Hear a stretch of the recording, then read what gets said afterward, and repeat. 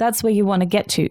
You don't really care, realistically, how those paying customers are coming to you, as long as they're coming in a way that is predictable, replicatable, and you're understanding where those people are coming from. You're listening to Podcasting for Experts, with honest conversations about using podcasting as a tool to grow your reach, increase your audience, make a positive impact on the world, and most importantly, to get paid for your efforts. I'm your host, Jess, and we are Pristine Podcasts. Let's talk podcasting.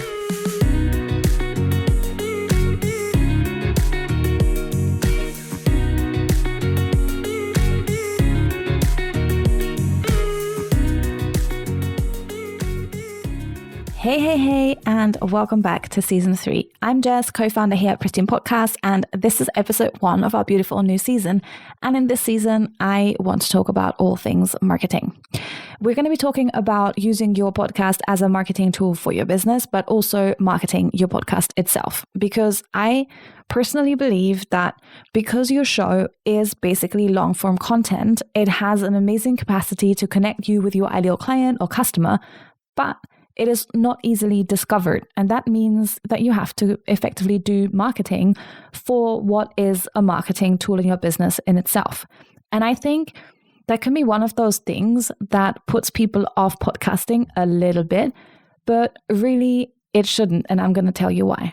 So something that people will recommend you do for your business is blogging, for example, which is basically creating long-form content, just that you're creating it in a written format instead of in an audio format like you do for the podcast. But just because you write blog posts, it doesn't mean that anyone is actually going to read them, right? So you're still going to spend hours optimizing your content for SEO. You're going to create intelligent snippets from your content to share on social media. So when you're writing a blog, it isn't really any different to creating a podcast because you are still essentially doing marketing for your marketing. So you're basically creating short content to repurpose on other platforms with the intention to attract people to dive into your long form content, which is going to give them more tips, more connection to you, and is way more suitable for you to build actual relationships. So if we're considering all of that, it isn't really any more effort to do a podcast than it is to write very well researched, well optimized blog content. You are just kind of following your preference and your own style, I guess. But when we're creating content, we have to be very sure that the content we create actually serves a specific purpose within the business. And I have supported so many clients over the last 6 years when it comes to marketing.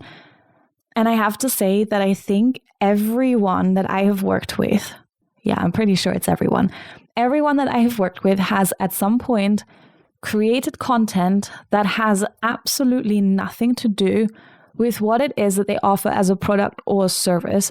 And it was basically a completely pointless piece of content. And I am not excluded from having done that either. I've just a few weeks ago turned off a load of blog posts on my website that they really had no business being there. And I don't even know why I bothered to write that because it literally served no purpose whatsoever. So when it comes to producing your long form content, it is really important to have both strategy and tactics. So strategy is the general overall action plan that takes you towards your goals. And tactics are the specific individual steps that you are actually going to take to get there. So when we're thinking about using the podcast as a marketing tool for a business, we don't want to start by thinking about the podcast. So it's something I see plenty where people are posting questions and they're like, hey, I think I want to create a podcast. And if you ask them why, they don't really know why they want to create a podcast. They just think everyone has a podcast. So I should have a podcast as well, right? The thing is, we're kind of wanting to reverse engineer success. So we want to start with the end in mind. And in this case, the end is that you have a business that has paying customers, right? That's where you want to get to. You don't really care realistically how those paying customers are coming to you, as long as they're coming in a way that is predictable, replicatable, and you're understanding where those people are coming from. So there are way other things when it comes to your business that you're going to want to consider before you're thinking about podcasting or your specific podcast at any level of detail. So the kind of things that you want to be thinking about are the following. Are you clear on your specific goals and where you actually want to get to? So this is something that's super common. Hey, I don't know, I saw that my friend started a business and she's doing this specific thing and she looks like she's having a good time. So I feel like I should do that as well. But really, I don't even really like writing, and she's a copywriter, but she makes money, so people must want to pay her to be a copywriter, for example. So I think I'm going to become a copywriter. Oh, but that friend over there, they have a product-based business and they don't have to work by far as many hours as I have to work. Yeah, you know what? I think I'm going to change and I think I'm going to go that way, right? And in the end, you end up getting nowhere because you are not really clear on where you're wanting to go and what that is supposed to look like, and making it in a way where it works for you. Now, let's say you've got that figured out. You're 100% certain what it is that you're doing, what it is that you're offering as a service. Now, you need to get clear on who's your customer. And by that, I don't mean filling out endless, those exercises with your ideal client avatar where you're having to fill out, I don't know, what brand toilet paper your ideal customer client avatar buys. I'm not talking about these pointless exercises, but you do have to know who you're speaking to and what result they would want out of working with you. You have to make sure that those people want the thing that you're selling and it solves an actual problem in their lives. The next thing that you have to actually be sure of is that they can afford to pay for it. This is something that's super, super, super common, but not so much anymore now because I don't really hang out in those groups anymore. But when I was starting out online, I remember I was in all these like low priced membership, and there was all these people who were like, oh yeah, I think I want to offer this course. I don't know, let's pick something ridiculous. This course to help homeless people like build their first house because, they don't have a house and they need one. So, I think I'm going to teach them how to do that. And yeah, of course, the person you're trying to sell this would want the thing that you're selling, but the thing is, they can't afford it. And you can still service people in your business who cannot afford to hire you for your services, but you can do so through some kind of scholarship program, or you can pay it forward by, having brands sponsor people, or I don't know, you can set up a not-for-profit. And you can help that group of people through the not-for-profit, making sure that your bills are being paid and working on more of a donation kind of model. Like there's other things that you can be doing to help people who are financially struggling. But I don't know a single successful business that targets people that don't have money. It doesn't make any sense. Okay? So that's something that you have to be really, really, really clear on. The next thing that you need to think about is whether you can actually reach your financial goals with the business model that you have. So, I don't know, if you're setting up as a service provider and you're charging, I don't know, $20 an hour, but you're wanting to make $200,000 a year, it is not going to be financially possible for you to earn that kind of money with the amount of hours you have available to work in the week at the rate of $20 an hour.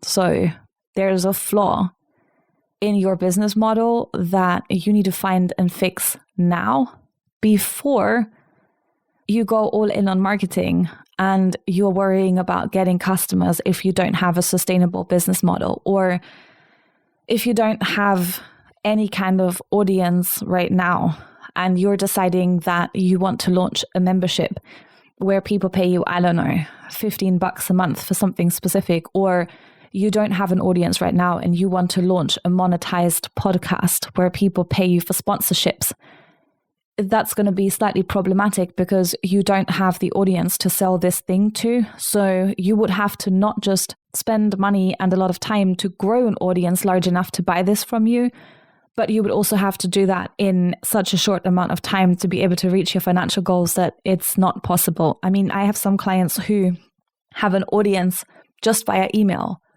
of more than 100,000 people. And even they, in the launch of a low-priced membership product, wouldn't be reaching some of those financial targets that I have seen people share in a Facebook group where they're like, hey, I want to have a membership and it's like low priced and I want to earn this amount per year and I don't have an audience. So I have an audience of like 200 people. Of course, you can make some sales if you have an audience of 200 people, no problem, but you're just not going to get quite the numbers that you're looking for, right? So what's really important is that your financial goals line up with the service that you're delivering or the product that you're selling. If that all adds up, now we need to think about who we're actually trying to reach and whether podcasting is the best method to do that. Some topics and some type of content, they're just not suited to audio only. And you are way better off to invest your time going for video and to potentially, repurpose some of it as an audio format if you can. And it's perfectly okay to do that. Like, I have never been a type of person to say, oh, you must have a podcast, you must have a YouTube channel, you must be on Facebook, because I don't think you do. So I'd encourage you to do whatever makes the most sense for the audience that you're serving and the type of content that you're creating. Something else that you might want to consider, and this is forever changing, so you have to be on top of the latest developments. But I think it's important that you consider whether or not your audience is actually into podcasts right now, or they're just not there yet. You can still choose podcasting as your go-to medium, even if it hasn't really caught on in your industry yet, and it might actually be a really good time for you to kind of be the pioneer in that sense. Maybe the first, the finance people who goes there, the first of the pet people to go there, or one of the first anyways. Because podcasting is becoming more and more popular. So I just did a whole YouTube video where I reviewed the fall 2021 podcast download report, and I went into a huge amount of detail there on how the industry is developing, and I will link that up in the show notes. But yeah, if you want to know more about that, check it out. But the bottom line when it comes to audience is that the audience is consistently growing. More and more people are listening to podcasts, and particularly women have increased a huge amount as far as podcast listenership goes. So even if currently your beauty audience isn't listening to podcasts yet, there is a good chance that they will be in the future. And then you already have all that content lined up, ready for them to join it. So it can be worthwhile to go into podcasting, even if it hasn't quite caught on yet with whatever you're doing. So now that we know that the business model adds up and podcasting is the medium that we're going for because our audience is listening and it's a great pathway for us to share our knowledge, we need to think about how we're going to get the people from the podcast to becoming a paying customer, because we don't do marketing for the sake of marketing. We don't create content for the sake of creating content. We want to get paying customers for our business. So how are we going to do that? Do we encourage them to book in for our free call? Are they going to need further nurturing to be ready for our offer? So we're going to send them to a freebie now, and then we're going to check that they're actually ready for our paid program. Do we have a low price offer that we can advertise on the show regularly? So sit down and make a list of all of the things that you may be able to offer to your podcast listeners that would make sense based on where they are at right now. Let me give you an example for this. We have some clients who we do all of their podcast editing, podcast marketing for. Not everyone that listens to this podcast is ready to work with our team, because some people are just in the process of launching their podcast. And that is not a service that we have yet started to offer. Maybe by the time you're listening to this, we do. Check it out on our website just in case. But right now we don't. So we're focusing on working one-to-one, actually multiple of us to one of you, with you on editing and then marketing your show.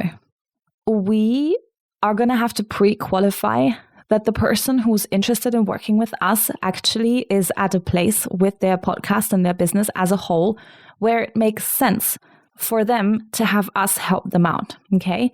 However, we're going to have a huge listenership beyond that of people who maybe don't have a podcast yet, but want to start one. Of people who do have a podcast, but they've just put out a few episodes and they're running into some difficulties and they just want to get some help, right? And I think that we have all of the knowledge in the world to be helping those people with their specific problems, but it just isn't a one-to-one offer, Maybe right now it's a low-price product like our podcast launch toolkit that you can buy for $27 right now anyways, at the time that I'm recording this. Maybe people need more organization. So I have the workflow blueprint to help people to get their show organized so that they can keep it all together, So I can create other things that will help our audience to achieve their goals. And it doesn't mean that they have to become a one-to-one customer for a high-end service. I don't expect them to be honest.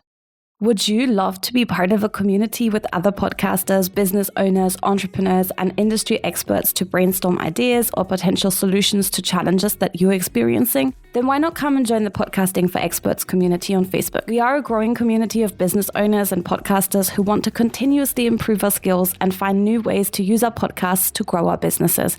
And if that's what you want to, then come and join us at pristinepodcast.com/group. I really look forward to getting to know you and your show. This is something that I've thought out in detail. So with all of the content that we're releasing, I want to tell people about additional ways that we can help them that are relevant to the stage that they are at right now. How did I do that?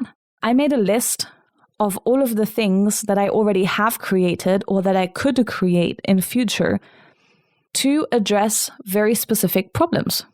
Once we are clear on our actual product ecosystem and the kind of things that we can offer to our audience to help them solve additional problems, we can now think of the actual individual content pieces that we're going to create. And here, it is super important that you consider what stage in the general awareness process, as far as your business is concerned, your audience is at right now. We did a whole episode on this, which was a season 1, episode 3, No One Cares, and how that's amazing. In that episode, I talked about those stages of awareness and how important it is for you to know them. So if you haven't listened to that, go back and check that one out because I really go into detail on what those actual stages are. Okay, so if our audience right now is problem aware, they're at the stage where they think, what was my example from that episode? I think it was hair removal. So they're thinking, I have hairy legs and I need to remove the hair. Or they are solution aware. Oh, I could use the razor that I purchased. I could go get my legs waxed, etc. And depending on which stage our audience is at right now, the next steps that we might offer to them will vary hugely. So the person who has hairy legs and needs to remove the hair, they are not necessarily ready to go and hire you as the sugaring professional because they're not even clear that they should consider sugaring. They might be thinking, hey, right, I'm just going to go to the shop and I could shave my legs, but I don't know what the other options are. Maybe they haven't heard of sugaring yet. So how could they hire you as a specialist if they don't know you exist, right?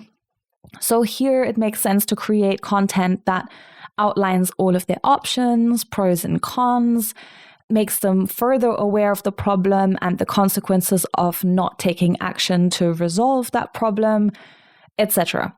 However, if they're solution aware already and they know that, I don't know, hair removal by a professional is something they would consider, then you could say, hey, you're aware of sugaring. I'm going to tell you 10 reasons why sugaring is better than other hair removal methods.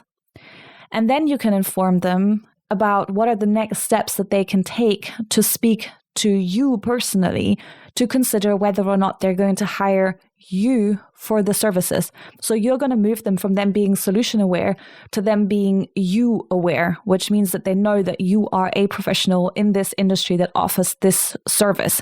And that's when you can come with case studies, testimonials, social proof of any kind, right? So the types of content that you create and the follow-up steps that you offer to people, they have to be different. And this is something that people often do not consider. So not once on this podcast, I don't think anyways, have I said, book a call with us to talk about, outsourcing, editing to our team.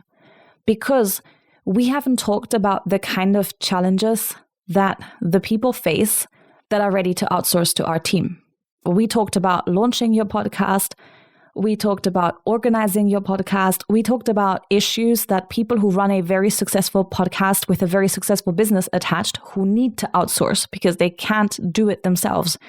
They're not problems that those people are having right now. So you have to be very choosy when you are creating content to be sure that it is really relevant to that target group that you're wanting to speak to. And that's why I said earlier, it is important that you know who you're speaking to, that you know what their problems are, you know what they dream of as their ideal solution, but you really don't need to know what kind of toilet paper they use. So when you're seeing those ideal client avatar exercises that go into that level of detail, they are pointless. You need to look for the ones that are really drilling down into the problem. Now, another thing that's very important when it comes to really leveraging your podcast for your business, we're looking at repurposing.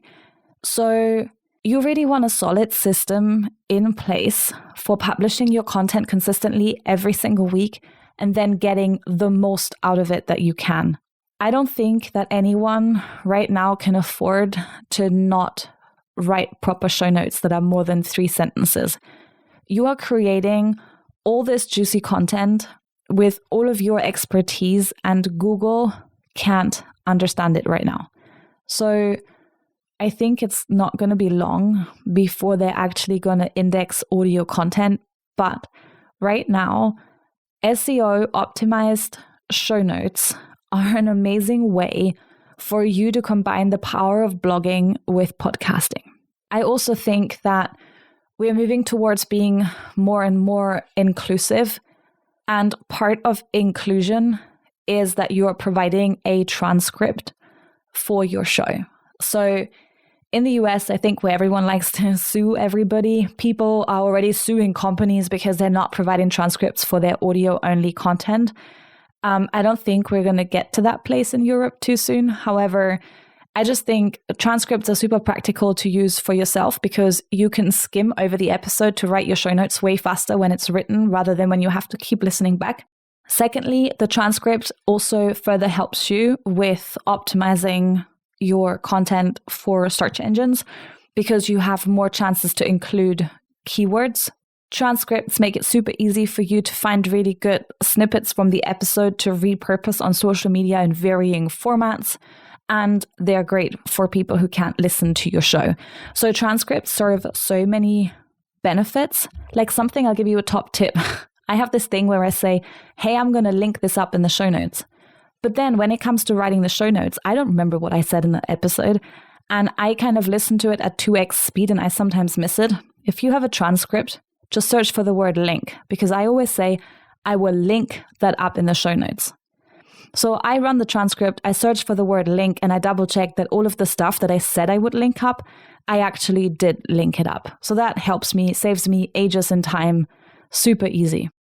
Another thing that I think gives you huge potential to repurpose your content elsewhere is making audiograms and making them in multiple formats so that you can post them as IG videos, you can post them as reels, you can post them, on TikTok. It just makes it easier for you to actually have your content go further and then you have less content to create that is truly unique. We'll be talking about social media and repurposing and being on all the platforms at one of the future episodes. So I'm not going to say too much about it. But for now, I think seeing that you are creating all of this content I would use it as a basis for all of my other content. You should definitely also be emailing your list about it. And if you have been putting off building an email list, take it from Pumbaa. Build an email list. Build it. Because I was against it for years. I was like, I don't need an email list. I don't need an email list. Now, 6 years later, I'm building an email list. Like 100%. We can't trust other platforms and other companies to keep allowing us to grow our businesses for free on their platforms. Like, the world is going so crazy right now that I'm not sure how long we will be able to keep using these kind of platforms. And I don't want to be there to witness it when, Facebook turns off the juice for people who are promoting any kind of business on it, unless they're doing so in a paid for format. So I would just prefer, if I had a list of people that know, like, and trust us already, that I can contact whenever the heck I like. Of course, you can also repurpose to YouTube. I am actually doing an interview later on this season about YouTube, because there is the endless debate. Should you be adding audio-only content to YouTube? And I know YouTube is working on a podcast feature, but to be honest, the YouTube memberships were a super clunky thing that they rolled out, and I hate using it, and it's very clunky for the members, and it's not very well done. And there's a good chance that even the podcast feature is not going to be very well done. So who knows if that's even all going to be working that way. So for now, at the time of this recording, there is no podcast feature for YouTube. So we have the choice to upload it as audio only content with, a waveform that's moving or just a static image. Or we have the option to record our podcast as video. But to be honest, for me, a podcast is audio only. I don't get much more out of it to look at the person talking to themselves kind of thing. So I wouldn't get what would be the purpose of me recording this on video right now, other than I would have had to do my hair. I would have had to put some other clothes on, It would just add barriers without adding value. And that's when it ends for me. So I'm testing it out right now. I am uploading our episodes audio only to YouTube. They're getting some views. They're not getting as much views as the videos are getting that we upload.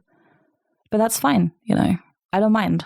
And I did actually have someone that reached out to us just very recently who said, I found you on YouTube. So showing up consistently when it doesn't take much more effort is something that could just work. So I don't know. I will keep monitoring it. I'll let you know how it's going. And I'd be interested in talking to some other people, both this season as well as in future, on what their opinions are on that. So stay tuned, I guess. No right or wrong answer when it comes to these kind of things. You have the option to share your content on Pinterest. You can do it. I don't know. I'm trying it out right now. It's not doing anything at all. So far it's been a total waste of time. But yeah, might depend on the industry, might depend on how much you're doing. I'm not sure, the jury's out on that one, but it's an option you have. And then, of course, you can use tools like Meet Edgar, for example, that repurpose and recycle your content and repost it every few weeks, every few months, to keep bringing people back even to older content. If you want to check that out, I have an affiliate link, pristinepodcast.com/Meet Edgar. It is a really, really, really good software, but it's definitely a nice to have, not a must have.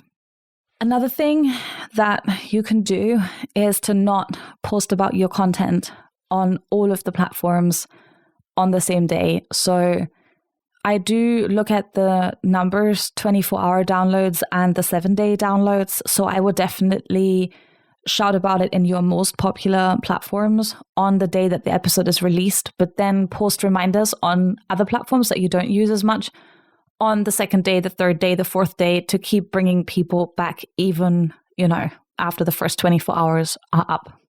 Now, once you're doing all of that, the last thing that you really need to do to assess how much this podcast is doing for your business is to actually measure how things are going. So I talked about this in season 2, episode 9, I think, but lots of times I see people talk about like the silly numbers, like my 24-hour downloads are this much. My 7-day download, my total downloads are this much, my this, my that. The thing is, those are very nice vanity numbers. They're like about as useful as knowing your Instagram followers. However, I don't really care all that much about my downloads. I care about whether or not they're having an effect on my business. So ways that I find that out is by having a simple question on our contact form that says, where did you hear about us? And then people can write their YouTube or podcast or referral, something like that. You can give out offer codes that you only give out in the spoken part of your episode on the podcast. So you will say, get your special offer on the website with code POD23. And then if someone uses POD23 and it wasn't in the show notes and it wasn't anywhere else, they listened to the episode or a friend listened to it and told them. But it definitely came from the podcast.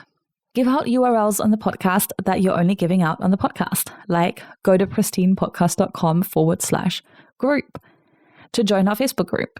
And then you can measure how many people actually landed on that specific URL. Those people, they're coming from your podcast.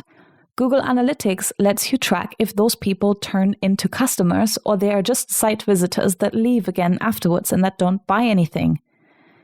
So all of those details are useful for you to know what is actually working in your business and what's not. And those are the things that you really want to be measuring quite actively to make sure that the numbers are going up. So personally, I'm a big fan of podcasting because the impact that it can have on your business is huge. And it doesn't take a massive audience to be having that impact because the connection that you make with people via the show is just so personal that it just works. All right. So if you're still considering it, go for it. If you are struggling because you feel like you're not getting the numbers of downloads that you would expect to be getting at this point, just know that you need to keep going. Don't stop now unless you have a very specific proof that it's really not working. But it does take a lot of time to build up steam. It takes time for people to find your show. It takes time for people to become regular listeners. It takes practice for you. And for me, like I'm still practicing interviews. I've never really done this amount of interviews before. I don't know. I'm just going with what I think is right. And over time, I will get feedback and people will listen to some things and they'll not listen to others. And that's fine, right? So you're learning, I'm learning, we're all practicing and we're all getting better. So don't stop right now. That's all I'm trying to say. So that's it from me for this episode. I am really looking forward to releasing all of the amazing interviews that I've done for this season. We'll be diving into all of the different ways that you could market your business and your show. I will be talking to Petra Fischer about LinkedIn. I'll be talking about Sandra Vanderlee about email marketing and Anna Lundberg about content planning and so much more. So yeah, stay tuned for all of those. Every even numbered episode is going to be an interview unless divine intervention stops me from recording an interview. If you enjoyed the show, our entire team would be endlessly grateful if you leave us a review on Apple Podcasts. And as always, I hope you have an amazing day and we'll see you for the next one. That's it for this episode. Thank you so much for listening. We really appreciate you. If you are looking for a community where you can brainstorm with like-minded podcasters and business owners, then don't forget to check out our Facebook group. You can find it at pristinepodcast.com/group. The link is also in the show notes.